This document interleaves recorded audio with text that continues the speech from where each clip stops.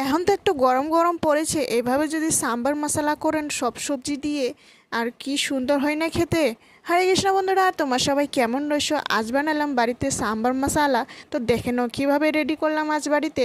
তো এই যে দেখুন, মুগ ডাল একটু বুটের ডাল সবগুলো ভিজাই রেডি করে রেখেছি। এখানে সবগুলো ডাল দিয়ে অল্প অল্প করে ভাজাভাজি করে, একটু কারি পাত্তা, লাল লঙ্কা দিয়ে সুন্দর করে ভাজাভাজি করে, একটু জিরা দিয়ে, গোটা জিরা, গোটা ধইনা দিয়ে সবগুলো আমাকে সুন্দর করে ভাজাভাজি করে মিক্সিতে গ্রাইন্ড করে নিলাম। তো সাম্বারে একটু তেঁতুল দিতে হয়, তো একটু তেঁতুল একটু ভিজিয়ে রেখে দিলাম বাটির মধ্যে।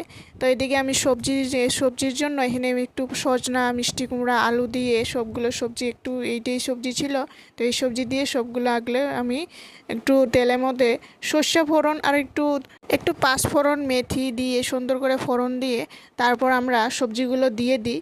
তারপর এই যে দেখুন, সুন্দর করে ভাজাভাজি করে সবগুলো, তারপর দুইটা টমেটো ছিল, টমেটো কেটে দিলাম। তারপর এই যে দেখুন, একটু কুকারের মধ্যে আমি 5-6 সিটি মতো এই যে ডালগুলো আমি সেদ্ধ করে রেখেছিলাম, ডালগুলো দিয়ে দিই।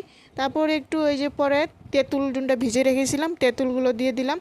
সামান্য একটু জল দিয়েছি, জল দিয়ে সুন্দর করে একটু পাতলা পাতলা করে করে তারপর একটু পরে যে মশলা মিক্সারে গ্রাইন্ড করে রেখেছিলাম এইগুলো দিয়ে দিই। দিয়ে সুন্দর করে এই যে দেখুন নড়াচড়া করে সুন্দর করে ফেনা বার হয়, ফেনাগুলো আমরা ফেলে দিই। তারপর এখানে উপর দিয়ে একটু ধইনা পাতা কেটে দিলাম। একটু মিষ্টির জন্য সামান্য একটু গুড় বা চিনি দিয়ে দিবেন, তো সুন্দর একটু মিলে যায়।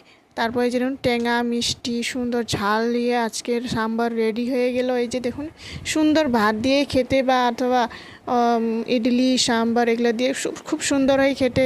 তো কেমন হয়েছে বন্ধুরা ভিডিওটি? অবশ্যই লাইক, সাবস্ক্রাইব অ্যান্ড ফলো করতে ভুলবেন।